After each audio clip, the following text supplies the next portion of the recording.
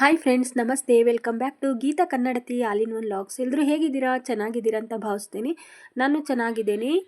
ಈ ವಿಡಿಯೋ ಬಂದು ನಮ್ಮ ಮಠದಲ್ಲಿ ಶೇಖ್ದಾರರು ಅಥವಾ ಯಜಮಾನರು ಅಥವಾ ರಾಮ್ ನಾರಾಯಣ್ ಸಿಂಗ್ ಅಂತ ನಮ್ಮ ಮಠದ ಭಕ್ತರು, ದೊಡ್ಡ ಭಕ್ತರು ಅಂದರೆ ಏನು ತಪ್ಪಾಗಲ್ಲ. ಯಾಕಂದರೆ ನಮ್ಮ ಮಠಕ್ಕೆ ಮೊದಲು ಭಕ್ತರಾಗಿ ಬಂದವರೇ ಅವರು. ಅಂದರೆ ನಮ್ಮ 5ನೇ ಶ್ರೀ ಶ್ರೀ ಶ್ರೀ ಗುರು ಪರದೇಶಿಕೇಂದ್ರ ಮಹಾಸ್ವಾಮೀಜಿ ಅವರ ಒಂದು ಭಕ್ತಿಯಲ್ಲಿ ಮುಳುಗಿದವರು ಈ ರಾಮ್ ನಾರಾಯಣ್ ಸಿಂಗ್ ಅಂದರೆ ತಪ್ಪಾಗಲ್ಲ. ಅಷ್ಟು ಮಠಕ್ಕೋಸ್ಕರ ತಮ್ಮ ಜೀವವನ್ನೇ ಸವೆಸಿದವರು. ಹಾಗಾಗಿ ಅವರ ಒಂದು ಸಮಾಧಿಯನ್ನು ಇಲ್ಲೇ ನಮ್ಮ ಮಠದಲ್ಲಿ ಮಾಡಿದ್ದಾರೆ. ಆ ಒಂದು ಸಮಾಧಿಗೆ ಪ್ರತಿ ವರ್ಷ ಆರಾಧನೆ ಅಂತೇಳಿ ಮಾಡ್ತಾರೆ ನಮ್ಮ ಶ್ರೀಗಳು. ಹಾಗಾಗಿ ಪ್ರತಿ ವರ್ಷ ಇಲ್ಲಿ ಹಬ್ಬದ ಥರ ಮಾಡ್ತಾರೆ.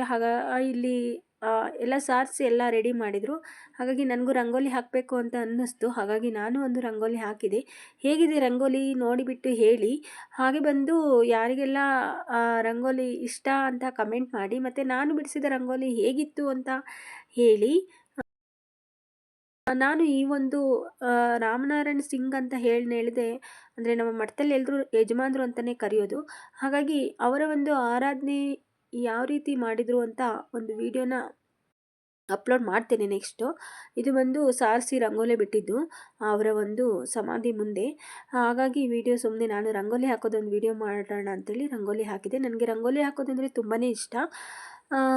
ನೆಕ್ಸ್ಟ್ ಏನಪ್ಪ ಅಂದರೆ ನಾನು ಅವ್ರ ಬಗ್ಗೆ ಒಂದು ವಿಡಿಯೋ ಮಾಡಿದ್ದೀನಿ, ಅದನ್ನು ಸಹ ಅಪ್ಲೋಡ್ ಮಾಡ್ತೇನೆ. ಹೇಗೆಲ್ಲ ಪರಿಚಯ ಆದರು, ನಮ್ಮ ಮಠದಲ್ಲಿ ಏನು ಮಾಡಿದ್ರು ಅವರು, ಯಾಕೆ ಇಲ್ಲಿ ಸಮಾಧಿ ಮಾಡಿದ್ರು ಅವ್ರದ್ದು ಅಂತೇಳ್ಬಿಟ್ಟು ನೆಕ್ಸ್ಟ್ ವಿಡಿಯೋದಲ್ಲಿ ಹಾಕ್ತೇನೆ.